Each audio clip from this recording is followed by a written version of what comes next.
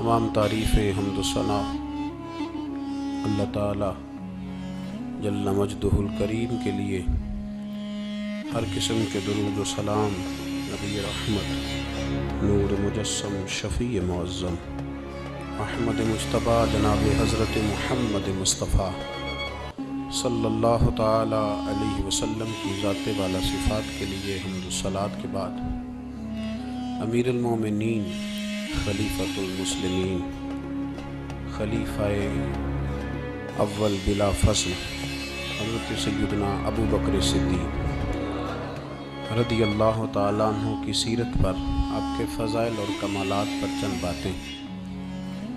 قرآن مجید فرقان حمید میں اللہ کریم نے فرمایا والذی جاء بالصدق وصدق بہ، فرمایا وہ جو سچ لے کر تشریف لائے اور وہ جنہوں نے اس سچ کی تصدیق کی، اولئک ھم المتقون، یہی اللہ سے ڈرنے والے ہیں۔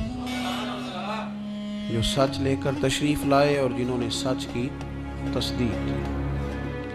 نبی کریم صلی اللہ علیہ وسلم کو اللہ تبارک و تعالیٰ نے بے شمار لاتعداد معجزات عطا فرمائے۔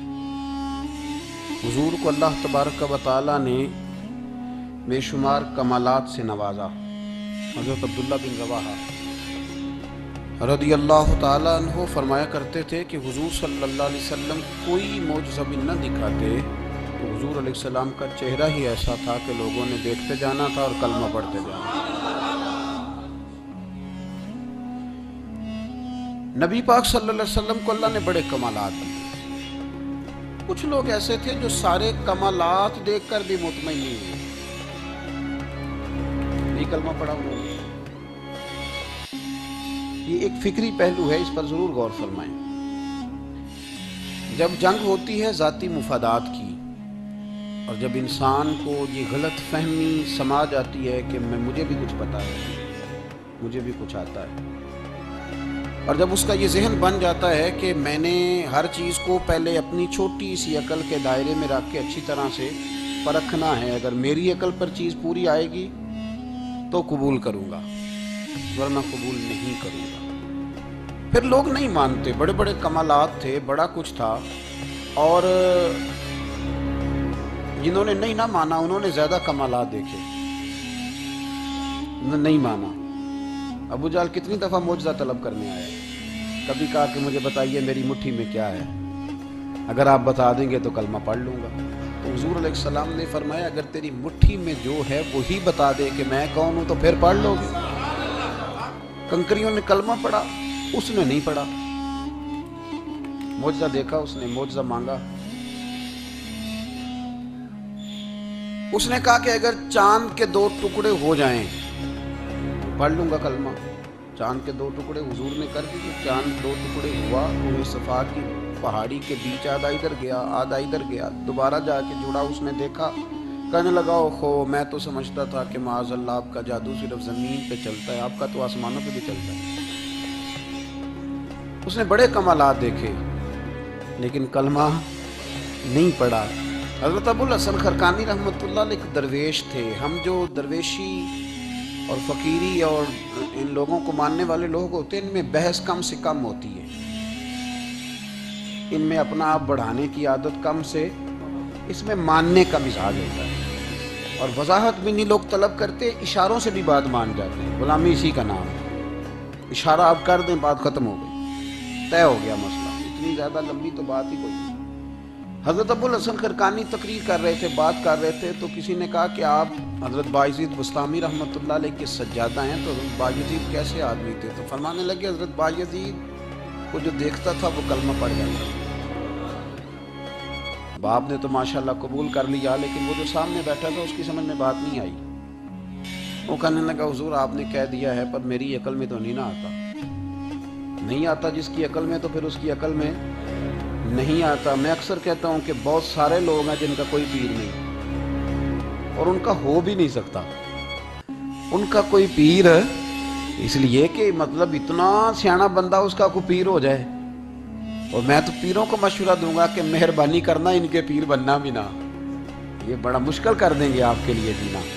تو بہتری اسی میں ہوتی ہے کہ انسان سمجھے چیزوں کو اور دائروں کے اندر باتوں کو تسلیم کرنے کی عادت بنائے۔ تو کہا کہ جو دیکھتا تھا حضرت بایزید کو کلمہ پڑھ جاتا تھا تو حضرت ابو الحسن خرقانی سے وہ شخص کہنے لگا جی بابا جی آپ عجیب بات کر رہے ہیں کہ دیکھا اور کلمہ پڑھ گیا، بندہ دیکھنے سے کیسے کلمہ پڑھ سکتا ہے؟ ابو جہل نے بڑی جگہ حضور کو دیکھا تھا، اس نے تو کلمہ نہیں پڑھا۔ تو بایزید بستامی کو دیکھ کر لوگ مسلمان ہو گئے، یہ کیسی بات ہے؟ تو حضرت ابو الحسن خرقانی فرمانے لگے مجھے اللہ کی عزت کی قسم، ابو جہل نے ایک دفعہ بھی محمد رسول اللہ کو نہیں دیکھا صلی اللہ ہو، بڑی قسم اٹھا لی، ایک دفعہ بھی محمد رسول اللہ کو صلی اللہ ہو۔ تو وہ شخص کہنے لگا حضور وہ چچا تھے حضور کے اور دیکھا انہوں نے ایک دفعہ نہیں 1000 دفعہ۔ فرمانے لگے میں سفید داڑھی سے بوڑھا آدمی مسند پہ بیٹھ کے قسم اٹھا رہا ہوں تو میری بات ہی نہیں سمجھ رہا، نہیں دیکھا ابو جہل نے محمد رسول اللہ صلی اللہ علیہ وسلم کو نہیں دیکھا۔ تو کہا پھر کسے دیکھا؟ حضرت ابو الحسن خرقانی فرمانے لگے اس نے جب بھی دیکھا عبداللہ کے یتیم بیٹے محمد کو ہی دیکھا، یہ وہی عبداللہ کا یتیم بیٹا جو یہاں رہتا تھا، ایک دفعہ بھی اس نظر سے دیکھتا نا کہ یہ اللہ کے رسول ہے تو فوراً کلمہ پڑھ کے مسلمان ہو جاتا۔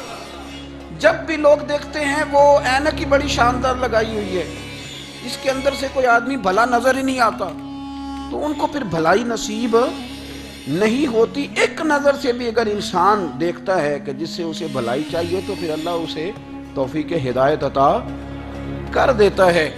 حضرت ابو بکر صدیق کا کمال یہ ہے کہ میرے نبی کریم علیہ السلام نے نا ان کی شان ایک الگ انداز میں بیان فرمائی، الگ انداز میں۔ محبوب فرمانے لگے میں نے جس کے سامنے بھی دین پیش کیا اس نے دلیل مانگی۔ ایک بات آپ کو بتاؤں، یہ میری بات یاد رکھنا، اس کو کبھی نہ بھلانا، جو اپنوں سے دلیل مانگتا ہے نا وہ اپنا ہوتا ہی نہیں۔ اپنوں سے دلیل مانگ لی اس نے بغیر دلیل کے، بغیر حیل و حجت کے، یہ ایک بات ہے، میں اس کو سمجھاؤں گا نہیں، نہ کھولوں گا، بس کہہ کے گزر جاؤں گا، اس کو سمجھ لیں اگر آپ کی سمجھ میں آئے تو۔ جس نے اپنوں سے دلیل مانگی نا، جس نے وضاحت مانگی، جس نے ثبوت مانگا، وہ اپنا تھا ہی نہیں، تو کیا ضرورت پڑی تھی کہ وہ دلیل مانگتا، وضاحت پوچھتا۔ حضرت نجم الدین کبریٰ رحمۃ اللہ علیہ کے مرید تھے حضرت امام فخر الدین رازی، اتنے بڑے امام ہو کے ایک فقیر کے غلام تھے۔ تو فرماتے ہیں آخری وقت آیا تو شیطان آ گیا، میں اس کو کہتا تھا رب ہے، تو شیطان بھی تو بڑا عالم ہے نا، تو وہ دلیل توڑ دیتا تھا۔ فرماتے ہیں میں نے 360 دلیلیں دی، اس نے ساری توڑ دی۔ تو پھر میں نے اپنے شیخ کی طرف توجہ کی، میں نے کہا حضور کو نظر کرم فرمائیں۔ تو شیخ نجم الدین کبریٰ فرمانے لگے اس بے ایمان کو کہہ دے میں اپنے رب کو بغیر کسی دلیل کے رب مانتا ہوں، دلیل کی ضرورت ہی نہیں، بس میرا رب ہے تو رب ہے، ختم ہو گئی بات۔ نبی رحمت علیہ السلام فرمانے لگے میں نے جس کے سامنے بھی دین پیش کیا اس نے دلیل مانگی، فرمایا یہ واحد میرا ابو بکر صدیق ہے، میں نے اسے کہا ہے کلمہ پڑھ لو، اس نے دلیل مانگی نہیں، فوراً ہی کلمہ پڑھ کے مسلمان ہو گیا۔ کوئی دلیل نہیں، کوئی معجزہ نہیں، کوئی طلب نہیں، کوئی شے نہیں۔ ساری زندگی مطمئن ہی نہیں ہو پائے لوگ، ساری زندگی اطمینان ہی نہیں ہو سکا، اس کو بھی سنا، اس کو بھی سنا، اس سے بھی سوال پوچھا، اس سے بھی پوچھا، بھائی تو نہیں، تو مطمئن ہونا نہیں چاہتا، تو بحث کرنے کے لیے علم سیکھ رہا ہے، اس نے عمل کرنے کے لیے سیکھنا ہوتا ہے، اس کو تو ایک حرف ہی بڑا کافی ہوتا ہے، تو ایک لفظ کی ضرورت ہوتی ہے، ایک جملے میں ساری زندگی لوگ گزار دیتے ہیں۔ حضرت ابو بکر صدیق رضی اللہ تعالیٰ عنہ نے بحث والا دروازہ نہیں کھولا، حضور نے کہا کلمہ پڑھو تو انہوں نے کلمہ پڑھا اور مسلمان ہو گئے۔ کوئی دلیل، کوئی وضاحت، کسی چیز کی کوئی حاجت ختم ہو گئی بات۔ اصل مسئلہ پتہ کیا ہے، جو لوگ سوچ سمجھ کے چلتے ہیں نا، وہ سوچ کتنی ہے انسان کی، وہ کتنا کام دے گی۔ یہ جو وارفتگی ہوتی ہے نا، یہ جو محبت ہوتی ہے، یہ جو پیار ہوتا ہے، یہ زندگی کو آسان کر دیتا ہے۔ سوچنے سمجھنے کے دائروں سے آدمی نکل جاتا ہے، اس کا کام وہ کہتا ہے کہ میں نے سوچنا نہیں، میں نے ماننا ہے، میں نے رب رسول کی ذات کے بارے میں سوچنا نہیں، میں نے ماننا ہے۔ تو ماننے والے لوگ جو ہوتے ہیں وہ فائدے میں ہوتے ہیں، تو عمل کر رہے ہیں، بات مانی، عمل کیا۔ عقل کا بے شمار اور بے دریغ استعمال، اپنی چھوٹی عقل سے بڑے مسئلے حل کرنے کی کوشش کرنا، یہ انسان کو نقصان دیتا ہے۔ بہت ساری جگہوں پہ وہ الجھ جاتا ہے، ہر جگہ عقل استعمال کرنا، لیکن رب رسول کے معاملے میں نہ استعمال کرنا، ورنہ نقصان ہو۔ عقل چھوٹی ہے اور اللہ رسول کی ذات بڑی ہے، کبھی بھی اس دائرے میں بند کرنے کی کوشش نہ کرنا جناب ابو بکر صدیق رضی اللہ تعالیٰ عنہ ہر معاملے میں ایک حدیث بخاری کی شاید میں نے پہلے بھی عرض کی تھی، لیکن چونکہ وہ عنوان کے لحاظ سے ایک بہت بڑی دلیل ہے، دوبارہ عرض کرتا ہوں۔ نبی پاک علیہ السلام نے 1500 کے قریب صحابہ سے فرمایا تھا کہ چلو عمرہ کرنے چلیں۔ عمرہ کرنے جب ہم جاتے ہیں نا تو ہمارے گلے میں پھول بھی ڈالے جاتے ہیں، اور آپ کو پتہ ہے بتانا بھی پڑتا ہے لوگوں کو کہ میں عمرہ کرنے جا رہا ہوں، پھر روٹی بھی پکتی ہے، پھر سب رشتہ داروں کو پتہ بھی چل جاتا ہے، اور بندہ چلا جائے ایئرپورٹ تو احرام باندھا ہو نا تو پتہ چلے نا فلائٹ تو 24 گھنٹے لیٹ ہے، تو جن کو حکم ہے نا کہ تم نے سی بھی نہیں کرنی وہ بھی روڑے اٹھا لیتے ہیں، احرام باندھا ہوا ہے، حکم ہے کہ اب تم نے کوئی جھگڑا، کوئی لڑائی، کوئی فساد ہے تو ایئرپورٹ پہ لوگ روڑے اٹھا لیتے ہیں، کہتے ہیں ہم ایئرپورٹ بھی توڑیں گے اور فلائٹ کا جو عملہ ہے اس کا گریبان بھی پکڑیں گے، بڑا کچھ ہی دنیا کرتی ہے۔ اور اگر کسی کے پیر صاحب نے کہا ہو چلو عمرہ کریں اللہ، پھر ایئرپورٹ پہ جا کے پتہ چلے کہ پیر صاحب کے ساتھ تو دھوکہ ہو گیا، بندہ غلط نکلا ہے، پیری مریدی قائم رہے گی؟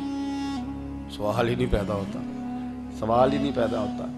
میرے ساتھ ایک سنگی نے ایک دفعہ بات کی، کہنے لگا جی پیر صاحب کامل نہیں، میں نے کہا کیا غلطی میں پائی جاتی ہے؟ کہتے میں انہوں نے پوچھ کے باہر دے پیسے جمع کرائے سن تو میرا کام نہیں بنے۔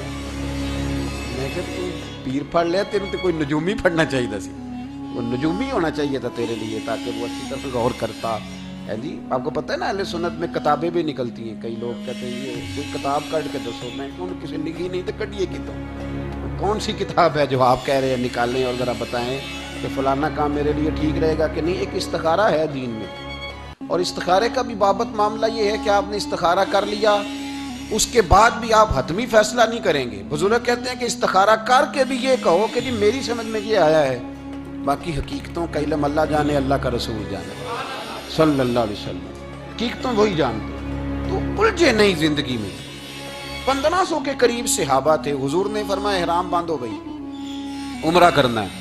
حدیبیہ کے مقام پہ گئے تو قریش مکہ نے روک لیا، نہیں کرنے دیں گے۔ جب بات بہت آگے بڑھی تو پھر شرطیں لکھی گئی، شرطیں بڑی سخت ہیں کہ جو مسلمان مکے سے مدینے آئے گا مدینے والے واپس کریں گے، اور اگر کوئی مسلمان مدینے سے مکے چلا گیا تو مکے والے واپس نہیں کریں گے، ہم ان کے لوگ دیں گے، وہ ہمارا بندہ دیں گے نہیں۔ یہ شرطیں تھی، صحابہ پریشان تھے۔ اب جب شرطیں طے ہو گئیں، شرطیں بھی سخت ہیں، نبی کریم علیہ السلام نے فرمایا بھی احرام کھول دو، فلائٹ کل نہیں جانی، پرسوں نہیں جانی، یعنی ہم اس سفر میں عمرہ کار ہی نہیں رہے، احرام کھول دو۔ تو امام زرقانی کہتے ہیں سب لوگ پریشان تھے، سب سے پہلے حضرت ابو بکر صدیق اٹھے، سب سے پہلے اٹھے، اٹھ کے احرام کھولا۔ ایک شخص نے کہا آپ کو بڑی جلدی ہے، تو آپ فرمانے لگے جلدی والی بات ہی کوئی نہیں، حضور کے کہنے پر باندھا تھا، نبی پاک کے کہنے پر کھول دیا ہے، ختم ہو گئی بات۔ حضور نے فرمایا باندھ لو تو ہم نے باندھ لیا، حضور نے کہا کھول دو تو ہم نے کھول دی، جلدی والی کیا بات ہوئی؟ صحیح بخاری کے لفظ ہیں، حضرت عمر کہتے ہیں کہ میری سمجھ میں بات نہیں آتی تھی، دب کے صلح کیوں کریں، ہم تو 313 تھے، تو ہم نے بدر میں ان کو بھگا دیا تھا، اب تو ہم 1500 ہیں، تو ہم ان سے قتال کریں گے، لڑائی کریں گے، جنگ ہوگی۔ حضرت عمر فاروق رضی اللہ تعالیٰ عنہ فرماتے ہیں حضور نے شرطیں طے کر لی، بات لکھی گئی، میں نبی پاک کے حجرے میں داخل ہوا، خیمہ لگا ہوا تھا، میں نے جاتے ہی اپنے جذبہ جہاد کا اظہار کیا اور بڑے جلال میں یا رسول اللہ آپ سچے رسول ہیں؟ بالکل سچا ہوں، قرآن سچا ہے، بالکل سچا ہے، اسلام سچا ہے، بالکل سچا ہے، حضور ہم دب کے صلح کیوں کریں؟ نبی کریم علیہ السلام نے فرمایا عمر تجھے تیری ماں روئے، میں اللہ کا رسول ہوں، میں وہی کہتا ہوں جو میرا رب مجھے حکم ارشاد فرماتا ہے۔ کہتے میں نے فوراً عرض کی یا رسول اللہ صلی اللہ علیہ وسلم آپ نے فرمایا نہیں تھا کہ عمرہ کریں گے؟ تو حضور نے فرمایا کہا تو عمرہ کریں گے، یہ تو نہیں کہا تھا کہ اسی سال ہی کریں گے، کریں گے تو کریں گے۔ جناب عمر کہتے ہیں میں واپس تو آ گیا پر وہ میرے اندر جو جذبہ جہاد تھا ابھی ٹھنڈا نہیں ہوا، چند قدموں کے فاصلے پہ ابو بکر صدیق کا خیمہ تھا، کہتے میں ان کے خیمے میں جھک گیا، وہی سوال میں نے دہرائے، وہی میں نے کہا عمر ابو بکر یہ سچے رسول ہیں؟ کہا بالکل سچے، قرآن سچا ہے، سچا ہے، اسلام سچا ہے، سچا ہے، تو پھر ہم دب کے صلح کیوں کریں؟ جناب عمر فرماتے ہیں میں قربان جاؤں ابو بکر کے لفظوں میں بھی فرق کوئی نہیں آیا، حروف بھی اتنے ہی جتنے نبی کریم نے ادا کیے تھے۔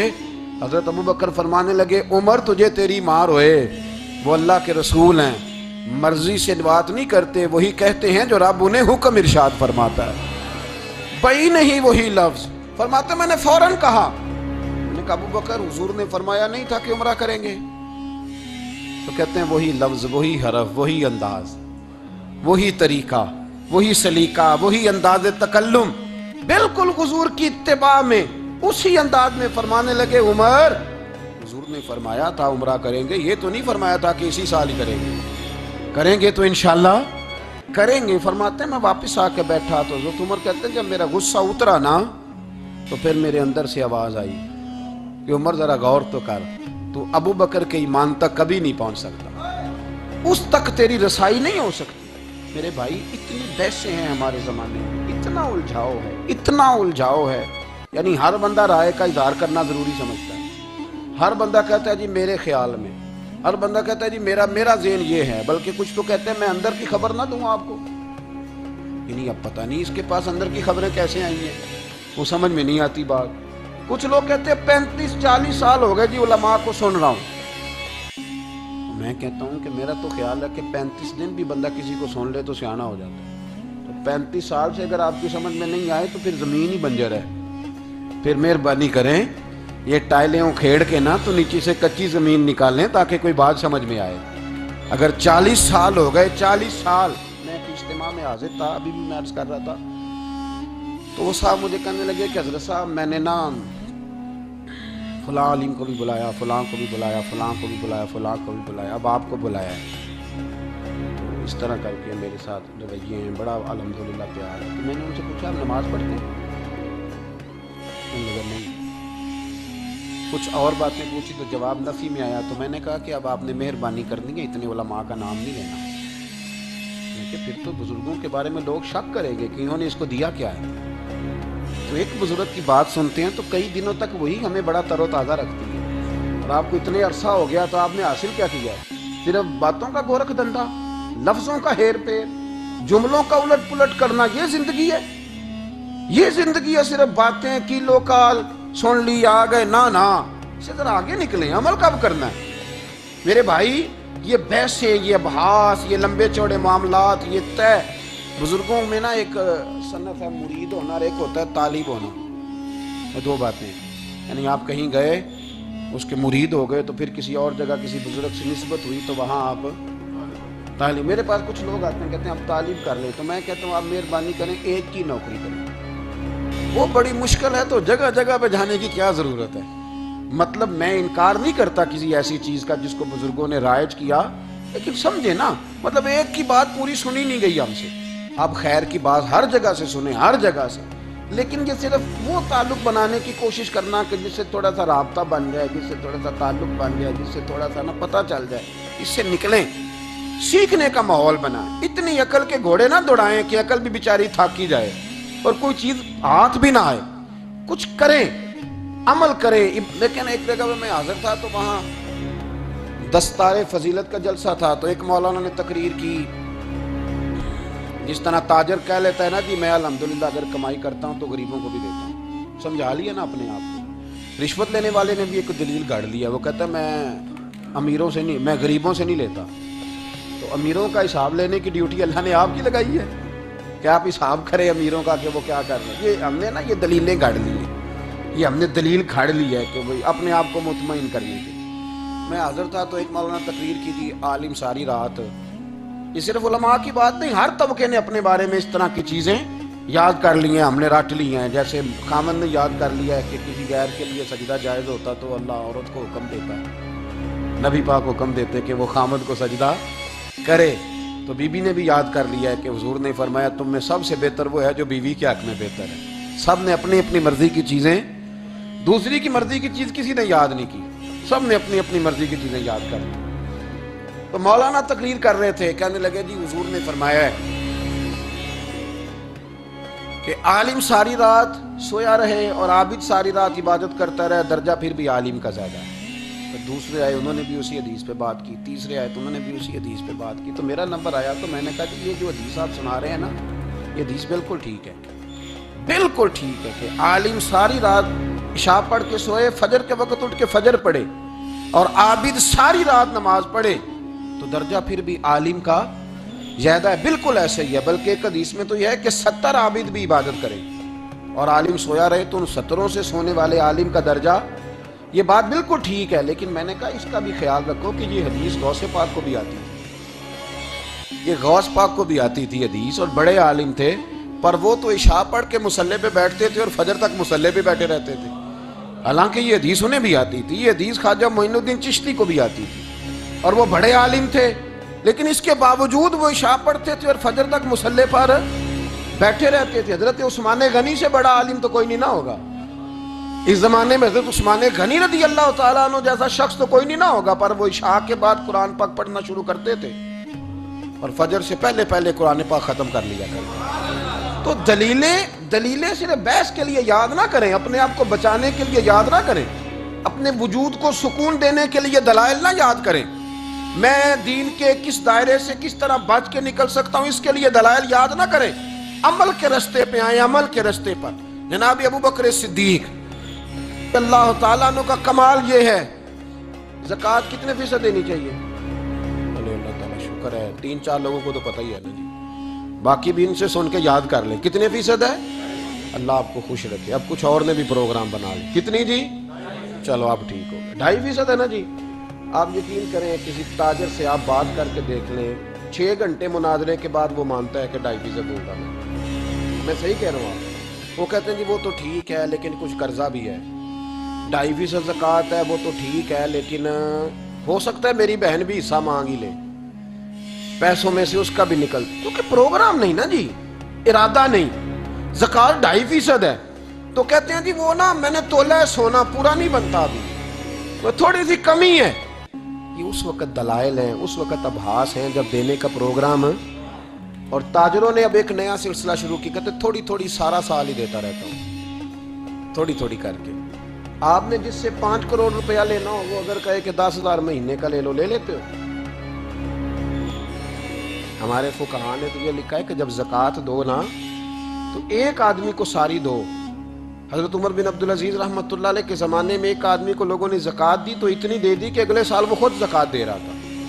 بہت بڑا کاروبار اس نے سٹارٹ کر لیا تھا. معیار نہیں ہے نا جی تھوڑی تھوڑی دیتا رہتا ہوں. کئی لوگ ایسا کرتے ہیں کہ دکان میں جو پرانی چیزیں ہوتی ہیں وہ زکوٰۃ کے دور پہ دینی شروع کر دیتے ہیں، جو مال نہیں بیک رہا اس کو زکوٰۃ بنا دو. کیوں؟ دینے کا پروگرام نہیں. حضرت ابو بکر صدیق رضی اللہ، ذرا زندگی دیکھو. کہتے ہیں جس دن کلمہ پڑا 40,000 دینار تھے، اور کلمہ پڑے ابھی مجھے چند مہینے گزرے تھے، سارے مصطفیٰ کے قدموں پہ قربان کر دیے. پھر مال کمایا، پھر 4,000 دینار تھے. 4,000 جس دن ہجرت کے لیے نکلا 4,000 تھے. انہیں بھی پتا تھا 2.5% دینا چاہیے. ان کی بھی بیٹیاں تھیں، جوان بھی تھی، چھوٹی بھی تھی، ان کے بھی بچے تھے، لیکن دین کو ضرورت ہے. میرے رسول پاک صلی اللہ علیہ وسلم کے دین کو حاجت ہے. تو فرماتے ہیں اشرفیاں تھی میرے گھر میں، پیسے تھے، درہم تھے، دینار تھے. میرے والد بوڑھے تھے، ان کو خیال تھا کہ ابو بکر ساری دولت نہ لے جائیں. تو حضرت اسماء بنت ابی بکر سے جناب ابو بکر صدیق نے کہا کہ اس طرح کرنا، ایک گڑا چھوٹا سا تھا، گڑا ٹویا، اس میں پیسے ہوتے تھے، ورنہ اس میں روڑے رکھ دینا، اوپر ٹاٹ ڈال دینا. والد نابینا ہے، اگر پوچھے نا پیسے تو ان کا وہاں ہاتھ لگا دینا، انہیں پتا چلے ابو بکر سارا مال لے کے نہیں گیا. فرماتے میں ہجرت پہ جانے لگا تو 4,000 سارے ہی لے گیا. سارا مال ہی یار 2.5% کے لیے رٹا پڑا ہوا ہے. 2.5% کے لیے لوگ بحث کر رہے ہیں، 2.5% کے لیے دلائل چاہیے. کئی مفتیان کرام سے پوچھیں گے، پھر پروگرام بنائیں گے دینا ہے کہ نہیں دینا. اور جس دن تبوک کے لیے میرے مصطفیٰ کریم نے اعلان کیا، جناب صدیق اکبر فرماتے ہیں شے کوئی نہیں تھی، غربت کے دن تھے، کمزوریاں تھی، مال اس دن کاروباری حالات کم تھے. یہاں لوگوں کا کاروبار جب ڈاؤن ہوتا ہے تو سب سے پہلے مسجد کا 200 بند کرتے ہیں، سب سے پہلے مدرسے کا بند کرتے ہیں، سب سے پہلے خواہش کرتے ہیں کہ وہ جو غریب کو جاتا ہے نا اس کو بند کرو، یہ زیادہ نقصان دے رہا ہے. حضرت ابو بکر صدیق رضی اللہ تعالیٰ عنہ فرماتے ہیں حالات خراب تھے، جیب دیکھی تو اتنے پیسے ہی نہیں تھے کہ مصطفیٰ کریم کو پیش کر سکوں. تو پھر کیا کیا؟ امام جلال الدین سیوطی کہتے ہیں ابو بکر صدیق نے نا گھر کے اندر کپڑا بچھایا، اور پھر صدیق اکبر نے کیا کیا کہ توا بھی رکھا، برتن بھی رکھے، اس پہ چولہا بھی رکھا. ابو بکر صدیق نے اس کے اوپر گھر والوں سے کہا کہ ایک ایک جوڑا پہن لو، ادھر دیکھو میری طرف، ایک ایک جوڑا پہن لو. اور باقی نا سارے جوڑے بھی یہاں رکھو۔ اور پھر جب لوگ بچوں نے دیکھا نا کہ ابا تو کپڑے بھی رکھوا رہا ہے، کیا بنے گا، فرمایا تمہیں تو ایک ایک جوڑے کی اجازت دے رہا ہوں نا، ذرا میری طرف دیکھو۔ خود اندر گئے تو ٹاٹ کا لباس پہن کے کپڑے بھی اتار کے رکھ دیے، کپڑے بھی اتار کے زمین اسی میں رکھے، سارا کچھ باندھا، لباس ٹاٹ کا تن تندور تے ہڈاں دا بالن تے اسی ہاواں نال تپایا، کپ کپ مکیاں پیڑے کیتے، اتوں عشق پلے تھل لایا، تن دا سالن من دی ہانڈی لون صبر دا پایا، غلام فریدہ وے میں ساری تیری، تینوں وجہ یقین نہیں آیا۔ ہر چیز لپیٹ کے نا تو نبی کریم کی بارگاہ میں لے گئے، ہر چیز۔ میرے محبوب کا بھی انداز دیکھو، فرمایا ماں اب کہتا لے اہلے کا، گھر بھی کچھ چھوڑ کے آئے ہو۔ دیکھیں ادھر دیکھیں، جب کوئی لاتا تھا تو حضور فرماتے تھے کیا لے کے آئے ہو، یہ کیا ہے، یہ پوچھا جاتا ہے کہ یہ پوچھا جاتا ہے گھر کیا ہے؟ بھئی آپ کو کسی نے کوئی تحفہ دیا تو شاپر کھول کے تحفہ دیکھیں گے یا پوچھیں گے گھر کیا ہے؟ لیکن میرے رسول پاک کے لفظ دیکھیں، فرمایا ماں اب کہتا لے اہلے کا۔ بکر سجنا گھر کیا چھوڑ کے آئے ہو؟ تو رو پڑے، کہنے لگے یا رسول اللہ میں کوئی غریب تو نہیں، میں بڑا مالدار ہوں۔ اب کہتا لہم اللہ و رسول، گھر اللہ بھی چھوڑ آیا ہوں، اللہ کا رسول بھی چھوڑ آیا۔ حضور میں کوئی کنگال نہیں، میں مصطفیٰ والا ہوں، میں کوئی غریب نہیں، میں نبی والا ہوں، میں رب رسول کو گھر چھوڑ آیا ہوں۔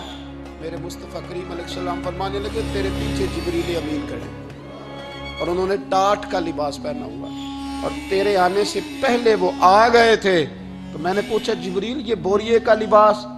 عرض کی یا رسول اللہ ابو بکر نے پہنا ہے تو رب کو اتنا پسند آیا سارے فرشتوں کو پہنا دیا ہے، سارے فرشتوں کو پہنا دیا، سارے فرشتوں۔ ذرا یہ لذت تو لیں بات کی، جب 2.5% پہ جھگڑا ہوتا ہے نا تو پھر نماز میں مزہ نہیں آتا۔ جب تو 2.5% پہ بھی اڑا رہتا ہے نا، پھر درود و سلام پڑھتے پڑھتے طبیعت معاذ اللہ پریشان ہوتی ہے۔ جب الجھے ہوئے پھر مسائل اور ہیں۔ پھر میرے محبوب کریم بولے، میں ابو بکر رب کریم نے ایک پیغام بھی بھیجا ہے۔ یا رسول اللہ وہ کیا؟ فرمایا رب فرماتا ہے کہ ابو بکر سے پوچھ کے بتائیں کہ اس حال میں وہ رب سے راضی ہے کہ ناراض ہے۔ یہاں اقبال بولے، کہنے لگے خودی کو کر بلند اتنا، خودی کو کر، یہ وہ درجہ ہے، یہ وہ مقام ہے، خودی کو کر بلند اتنا کہ اور تقدیر سے پہلے پھر خدا بندے سے خود پوچھے بتا تیری رضا کیا ہے۔ فرمایا رب پوچھتا ہے آپ راضی ہیں کہ ناراض ہیں؟ تو پھر ابو بکر صدیق بھی کھول کے روئے، کہا یا رسول اللہ میں کل بھی اپنے رب سے بڑا ہی راضی تھا، میں آج بھی اپنے رب سے بڑا ہی راضی ہوں۔ یہاں لوگ لے کے بھی نہیں راضی ہوتے، ابو بکر سارا کچھ دے کے بڑے ہی راضی ہیں، سارا کچھ دے کے۔ شریعت کا قاعدہ ہے کہ سارا مال آپ اللہ کے رستے میں نہیں دے سکتے، قانون شریعت ہے۔ حضرت ابی بن کعب نے کہا تھا یا رسول اللہ سارا دینا ہے، فرمایا نام بھائی چوتھا حصہ دے، 3 حصے بچوں کو دے۔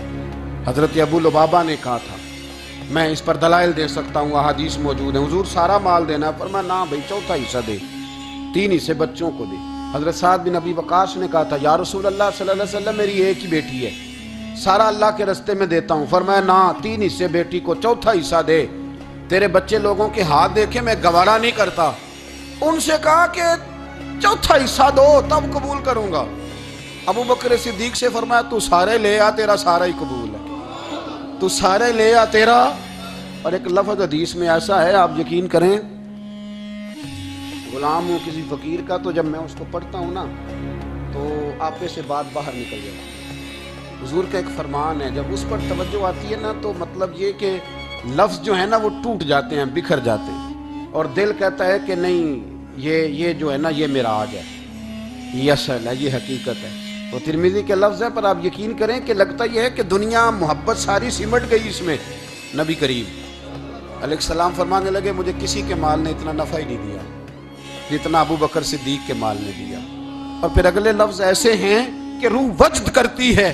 میرے کریم محبوب فرمانے لگے جس کا بھی مال آیا میں نے بیگانہ سمجھ کے خرچ کیا ہے، اور جب ابو بکر کا آیا ہے تو میں نے اپنا سمجھ کے خرچ کیا ہے، میں نے اپنا سمجھ کے، مجھے پتا ہے یہ شکوہ نہیں کرے گا، یہ شکایت، یعنی اس کو سارا بھی تروڑ مروڑ لوں گا تو اس کے لفظوں پر کبھی حرف۔ اور یار کچھ لوگ ہوتے ہیں جو 10 دیتے ہیں تو 20 جگہ بتاتے ہیں، جو کھانا کھلاتے ہیں تو ذکر کرتے ہیں، فرمایا اس کا مال میرا مال ہے، میرا، اس کو سارا توڑ کے کھا بھی جائیں گے تو یہ شکوہ نہیں کرے گا، یہ سارا میرا اپنا ہے۔ حضرت ابو بکر صدیق فوراً بول پڑے، عرض کی حضور جب میں آپ کا ہوں تو مال بھی تو آپ کا ہی ہے نا۔ یا رسول اللہ جب میں نے اپنا آپ نہیں بچا کے رکھا تو پھر مال۔ حضرت مولانا معین الواعظ کاشفی نے لکھا ہے، اچھا کئی دفعہ ایسے ہوتا ہے میں بات کوئی اور بیان کرنا چاہتا ہوں تو شروع معاملہ کسی اور طرف نکل جاتا ہے۔ مولانا معین الواعظ کاشفی نے لکھا ہے کہ وہ جو سانپ تھا نا غار ثور میں، وہ 600 سال سے بیٹھا ہوا تھا۔ حضرت عیسیٰ علیہ السلام ایک دن پڑھ رہے تھے انجیل، تو آپ نے نبی پاک کا تذکرہ پڑھا، اس سانپ نے سن لیا۔ تو حضرت عیسیٰ سے کہنے لگا حضور یہ بتائیں کہ وہ نبی پاک ملیں گے کہاں؟ تو حضرت عیسیٰ فرمانے لگے کہ مکے میں آئیں گے اور مدینے میں رہیں گے۔ تو کہا ملاقات کیسے ہو سکتی ہے؟ فرمایا چلا جاؤ مکے۔ تو وہ سانپ 600 سال غار ثور میں، اور اس نے 70 جگہ پہ سوراخ کیے۔ کتنے سال بیٹھا رہا؟ بول کے بتائیے۔ آپ 6 گھنٹے بیٹھ کے دکھائیں، سوال ہی نہیں پیدا ہوتا۔ ہم بڑے کمزور ہو گئے، ہمارے لیے معاملہ بڑا اور طرح کا ہے۔ ہماری مرضی کا کوئی بات کرے تو ہم اس سے راضی ہیں۔ انتظار کرنا اور یہ سارے کام کرنا، یہ تو بڑا مشکل معاملہ ہے، یہ تو بڑی عجیب سی کیفیت ہے۔ میرے استاد رحمۃ اللہ تعالیٰ علیہ 2015 میں کراچی تشریف لائے، میں اپنے ایک سنگی کو لے کے پہنچ گیا۔ چھوٹا موٹا مولوی میں بھی ہوں۔ صبح میں 7 بجے کے 8 بجے ہم وہاں پہنچ گئے۔ حضرت آرام فرما رہے تھے، نمازیں انہوں نے اندر ادا فرمائی ساری، ظہر ہوئی، عصر ہوئی، مغرب ہوئی، عشاء ہوئی۔ عشاء کے بعد وہ سنگی ہم سے کہنے لگے کہ آپ کتنا انتظار کریں گے؟ تو میں نے کہا کہ انتظار تو کرتا ہے بڑا آدمی، بڑے لوگ انتظار کرتے ہیں، تو چھوٹے لوگ تو اطاعت کرتے ہیں، ہم چھوٹے ہیں، ان کی مہربانی ہے، اگر زیارت ہو جائے تو تب بھی ٹھیک ہے۔ اگر وہ کہیں نہیں ملنا، میرے سنگی ساتھ موجود تھے، صبح سے گئے، عشاء کے بعد کا وقت آ گیا، نہیں انہوں نے ملنا تو پھر بھی ٹھیک۔ وہ ہس بولے تھے وہ دی مہربانی، نہیں تو اساں تے لاڑ ہی لڑاؤنے نے، اس کی مہربانی ہے، اگر بات ہو جائے تو ٹھیک ہے، ورنہ کوئی معاملہ نہیں۔ تو عشاء کی نماز کے بعد انہوں نے ہمیں یہ کہا کہ پیغام آیا کہ محفل میں جہاں حضرت جا رہے ہیں وہیں ملاقات ہو۔ تو ہم نے کہا یہ بھی بڑی نعمت ہے، جلوہ دیکھنا بھی بہت بڑی سعادت ہے، اس لیے کہ ہمیں پتہ ہے کہ وہ کیفیت کیا ہے، وہ رنگ کیا ہے، ان کا انداز کیا ہے۔ پیچھے جا کے بیٹھ گئے، پھر ان کا حکم آیا کہ اس کو کہو ذرا آگے آئے۔ جب میں اسٹیج پہ گیا تو فرمانے لگے مجھے سویرے ہی پتا تھا آپ آ گئے، کوئی عرض نہیں، اتنا کوئی انتظار تو بندہ کر ہی لیتا ہے۔ اب یقین کریں وہ دن کی جو لذت ہے نا، وہ آج تک گئی نہیں طبیعت سے، وہ سرور گیا نہیں۔ کبھی کبھی سوچتا ہوں کہ اس سے ڈبل بھی انتظار کبھی ہو جائے، پر ایک دفعہ زیارت پھر نصیب ہو۔ کبھی کبھی یہ سوچتا ہوں 600 سال وہ سام بیٹھا رہا، 600 سال اور 70 اس نے سوراخ کیے غار ثور میں، لیکن وہ بھی عاشق تھا نا۔ اور یہاں معاملہ یہ تھا کہ ابو بکر صدیق دعا مانگ کے گئے تھے کہ میں نے کسی کو موقع نہیں دینا، ایک میں ہوں گا دوسرا میرا یار ہوگا۔ وہ غار ثور کی تو لذت یہ والی تھی، ایک میں ایک میرے محبوب۔ اس نے 70 سوراخ کیے ہوئے تھے۔ جناب ابو بکر صدیق نے کہا حضور آپ ٹھہریں، میں ذرا بھی آیا صفائی کر کے۔ تو نبی کریم علیہ السلام رکے تو حضرت ابو بکر صدیق نے کہیں پگڑی پھاڑ کے رکھی، کہیں چادر پھاڑ کے رکھی، اتنے سوراخ بند کیے تو جو ایک رہ گیا وہاں ایڑی رکھ دی۔ اب وہ سانپ بھی شکوہ کرنے لگا کہ یار تو بھی کوئی نرالا ہی عاشق ہے کہ میں نے تو کسر ہی کوئی نہیں چھوڑی تھی، 70 سوراخ کیے تھے اور تو نے بھی کمال ہی کر دی ہے، یہ سارے ہی بند کر دیے، جو بچ گیا اس پہ ایڑی رکھ دی۔ اس نے پتہ نہیں کتنے ڈنگ مارے۔ سانپ کا جب ڈنگ لگتا ہے تو وجود میں بہت زیادہ گرمی پیدا ہوتی ہے، گرمی۔ حضرت ابو بکر صدیق کے بارے میں ہمارے شارحین نے لکھا روئے نہیں، وجود اتنا گرم ہوا کہ آنسو ٹپک پڑے۔ نبی کریم صلی اللہ علیہ وسلم نے فرمایا ہٹا نا ذرا پیر، پھر انہوں نے ہٹایا تو میرے مصطفیٰ میں لعاب دہن لگایا۔ مولانا معین الواعظ کاشفی رحمۃ اللہ علیہ فرماتے ہیں کہ جب انہوں نے قدم ہٹایا نا تو پھر وہ سانپ باہر نکلا، اپنا سر نکالا اور کھڑا ہو کے حضور کا دیدار کرنے لگا۔ تو نبی کریم نے فرمایا تیرا کام ہو گیا، اب تو جا، مجھے اور ابو بکر کو رہنے دے۔ وہ نکل گیا۔ یہ کیفیات ہے، یہ محبت ہے، یہ وارفتگی ہے، یہ سوز ہے، یہ درد ہے۔ یارو یہ میں کہا کرتا ہوں کہ یہ چیز جینے کا بھی مزہ دیتی ہے، مرنے کا بھی مزہ آتا ہے، مرنے کا بھی مزہ، سرور آتا ہے انسان اس میں جب یہ کیفیات شامل ہوتی ہے نا۔ رنگ اور ہوتا ہے، درد اور ہوتا ہے، ذائقہ اور ہوتا ہے، کیفیت اور ہوتی ہے۔ پھر کوئی شوق نہیں رہتا اعلیٰ کپڑوں کا، بڑی گاڑی کا، لمبے چوڑے معاملات کا. پھر تو انسان ڈھونڈتا پھرتا ہے کوئی مجھے محبوب کی بات سنائے، کوئی اس کی شان میں کوئی شعر سنائے، کوئی اس کا ذکر سنائے، کوئی مل جائے نا کبھی کہ میرے تار چھیڑ دے، کوئی ملے، کوئی بات کرے، کوئی ذکر کرے.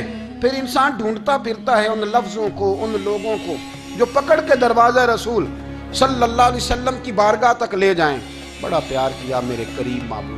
حضرت علی المرتضیٰ شیر خدا فرماتے میٹنگ بیٹھی تھی بدر والے دن، ہم بات کر رہے تھے خطرہ کہاں ہے، دلیر دلیر لوگوں کی ڈیوٹی کہاں لگائی جائے. شیر خدا بھی چاہ رہے تھے کہ میں وہاں ڈیوٹی دوں گا، تو کہتے ہیں سمجھ آئی کہ سب سے زیادہ خطرہ نبی کریم علیہ السلام کے عریش مبارک کا ہوگا، حضور کے خیمے کو، چھپر مبارک کو. قریش مکہ سب سے زیادہ حملے وہاں کریں گے جہاں حضور ٹھہرے ہوں گے. طے ہو رہا تھا کس کی ڈیوٹی لگائیں، کس کو وہاں ذمہ داری سونپیں. کہتے ہیں ہم بات کر رہے تھے اور میں تیار تھا وہاں جانے کو، اچانک ابو بکر صدیق آ گئے. کیا باتیں ہو رہی ہیں؟ تو ہم نے کہا جناب ہم پروگرام بنا رہے ہیں کہ وہاں ڈیوٹی کس نے کرنی ہے. تو فرمانے لگے یہ کرنے والی بات ہی کوئی نہیں، میں نے تو عرض کر بھی دیا نبی پاک کی بارگاہ میں کہ یا رسول اللہ یہاں ڈیوٹی میں ہی کروں گا. تو حضرت ابو دردہ رضی اللہ تعالیٰ عنہ عرض کرنے لگے حضرت ابو بکر صدیق سے کہ حضور آپ کے ساتھ کون ڈیوٹی کرے گا؟ فرمانے لگے کسی کی بھی ضرورت نہیں، کوئی ماں نے لال جنا ہی نہیں، کوئی جنا ہی نہیں ماں نے لال جو ابو بکر کے ہوتے ہوئے نبی پاک تک پہنچ جائے، کسی کی جرت ہی نہیں. میں اکیلا کافی ہوں مصطفیٰ کریم کے خیمے کا پہرا دینے کے لیے. یہ اعزاز، یہ شان، یہ لطافت. اور میرے نبی کریم علیہ السلام نے بھی پر حضرت ابو بکر کو چاہا تو کمال ہی کر دیا، چاہا تو کمال ہی کر دی، کمال ہو گئی. حضرت ابو دردہ کہتے ایک دن حضور علیہ السلام نے مجھے فرمایا ابو دردہ یہ تو نے آج کیا کیا؟ حضور کیا ہوا؟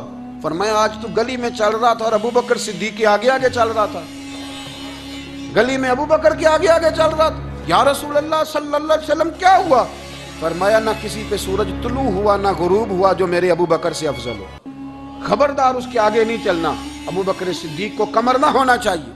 شاہ ولی اللہ صاحب نے ایک بات لکھی ہے بڑی نرالی ہے، وہ بھی بڑی نرالی. مثل تعویذ ہوتے ہیں نا کچھ لوگ، جب بھی ملتے ہیں شفا ہوتی ہے. بڑی شاندار عجیب بات لکھی ہے. حضور صلی اللہ علیہ وسلم نے ایک دن فرمایا کہ وقفے سے ملا کرو محبت بڑھتی ہے. یہ حضور کا فرمان ہے، وقفے سے ملا کرو محبت بڑھتی ہے. قدر کھو دیتا ہے نا ہر روز کا آنا جانا، اور بڑی دلچسپ ہوتی ہیں بے ترتیب ملاقاتیں. تو کہا کہ وقفے سے ملا کرو. حضرت ابو ہریرہ بھی تھے، دیگر لوگ بھی تھے. حضور نے فرما دیا. حضرت ابو بکر صدیق بھی سن رہے تھے. زور کی نماز پڑھی گھر چلے گئے، عصر پڑھی تو گھر چلے گئے، مغرب پڑھی تو گھر چلے گئے. حضرت انس بن مالک رضی اللہ تعالیٰ عنہ کہتے 3 دفعہ حضور نے پوچھا ابو بکر نہیں آئے؟ ابو بکر نہیں آئے؟ ابو بکر نے کہتے 3 دفعہ پوچھا. تو میں پھر پہنچ گیا، میں نے کہا ابو بکر 3 دفعہ حضور نے پوچھ لیا کہ ابو بکر نہیں آئے، ابو بکر نہیں آئے. تو جناب صدیق اکبر دوڑے حضور حکم. فرمایا کہاں تھے صبح سے؟ عرض کی یا رسول اللہ آپ نے تو فرمایا تھا وقفے سے ملا کرو محبت بڑھتی ہے. تو محبوب فرمانے لگے تمہیں تھوڑی کہا تھا، تمہیں تھوڑی کہا تھا. تو نہ جایا کر یار، تو رہا کر. تو رہتا ہے تو دل جمع رہتا ہے، تو یہاں موجود ہوتا ہے تو دل. آپ یقین کریں کچھ لوگ ایسے ہوتے ہیں جن کے بارے میں دل کرتا ہے انہیں بندہ خرید کے پاس رکھ لے، ان کو خرید لے، یہ یہیں رہیں، یہ جائیں نہ. اس لیے کہ ان کا لب و لہجہ اور ہوتا ہے، ان کا طرز حیات اور ہوتا ہے، طرز غلامی اور ہوتا ہے، طرز فرما برداری اور ہوتا ہے، انداز اور ہوتا ہے. فرمایا تو نہ جایا کر، یہی رہا کر. اور میرے محبوب نے فرمایا ابو بکر تو صرف میرا غار میں ہی ساتھی نہیں، قیامت میں جب میں حوض کوثر تقسیم کروں گا تب بھی تو میرے پاس ہی بیٹھا ہو. قیامت کے دن حوض کوثر کی تقسیم میں بھی تو میرے ساتھ ہی ہوگا میرے نبی کریم علیہ السلام. اور ایک بات اور سن لے جاتے جاتے، کچھ لوگ ساتھ بڑا رہتے ہیں پر بات کم کم مانتے ہیں. کہتے ہیں میں جھاڑو جو دیتا ہوں آستانے، مجھے وظیفہ پڑھنے کی کیا ضرورت ہے؟ میں وہاں ہر وقت حاضر جو رہتا ہوں، مجھے کیا ضرورت ہے شجرہ پڑھنے کی؟ مجھے کیا ضرورت ہے ان کی بات سننے کی؟ بات میں وہاں رہتا جو اتنا ہی کافی ہے. حضرت ابو بکر صدیق نے نوکری بھی کھول کے کی اور نبی پاک کی بات بھی کھول کے مانی، کھول کے مانی. جو حضور نے کہہ دیا انہوں نے کر دیا. یہاں تو لوگ سوچتے ہیں نہ سمجھتے ہیں، غور کرتے ہیں، کہتے ہیں میں وہیں ہوتا ہوں، میرے پاس نسبت ہے، وہی کافی ہے. مجمع لگا ہے صحابہ کا، نبی پاک علیہ السلام نے فرمایا ابھی آج روزہ کس نے رکھا ہے؟ سب چپ کر گئے. حضور نے دوبارہ پوچھا تو جناب صدیق اکبر بولے، عرض کی حضور آپ حکم نہ دیتے تو میں نہ بتاتا، یہ اللہ نے آج مجھے توفیق عطا فرمائی۔ حضور علیہ السلام نے فرمایا آج جنازے میں کس نے شرکت کی؟ لوگ خاموش ہو گئے۔ تو حضور علیہ السلام نے دوبارہ پوچھا، عرض کی حضور آپ حکم نہ دیتے تو نہ بتاتا، یہ اللہ نے توفیق مجھے عطا فرمائی۔ فرمایا آج کس نے مسکین کو کھانا کھلایا ہے؟ عرض کی یا رسول اللہ صلی اللہ علیہ وسلم حکم نہ دیتے تو نہ بتاتا، یہ اللہ نے مجھے توفیق عطا فرمائی۔ فرمایا کس نے آج لوگوں کو دین کی دعوت دی، اسلام کی طرف بلایا، پیغام دیا، کون ہے؟ عرض کی حضور اگر آپ حکم نہ دیتے تو میں نہ بتاتا، یہ بھی خدمت اللہ نے مجھے عطا فرمائی ہے۔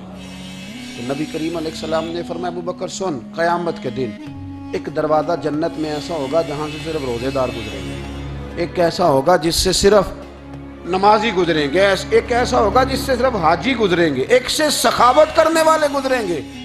لیکن جب تو آئے گا نا تو جنت کے ہر دروازے سے آواز آئے گی کہ ادھر سے داخل ہو جا، ادھر سے ہر دروازے سے آواز آئے گی، اس لیے کہ مجموعی طور پر عمل کیا زندگی میں، مجموعی طور پر، اور اپنے لب و لہن اتنی نوکری کی حضرت صدیق اکبر، اتنی نوکری کی، کسی جگہ بھی کوئی دعویٰ نہیں۔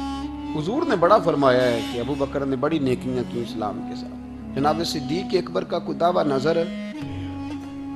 یہ وہ مزیدار شخص تھا جس نے کبھی حضور سے دعا کے لیے بھی نہیں کہا، دعا کی تکلیف بھی کبھی نہیں، مجھے ہاتھ اٹھانے پڑیں گے، لفظ ادا کرنے پڑیں گے، یہ تکلیف بھی نہیں دی۔ علامہ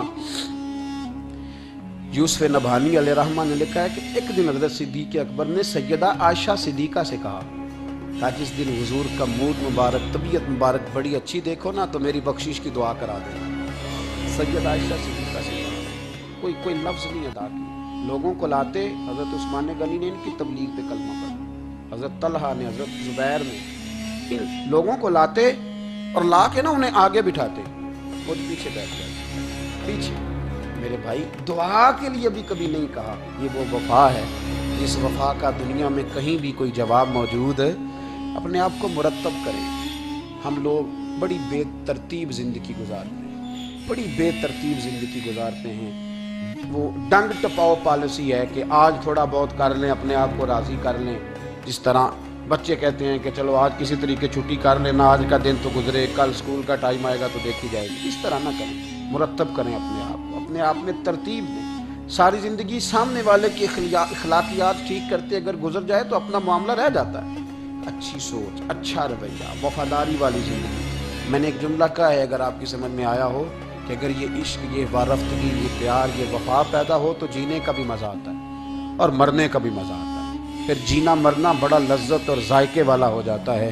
دعا ہے اللہ ہمیں ان کے فیض سے فیض یاب فرمائے۔ آخر دعوانا الحمدللہ۔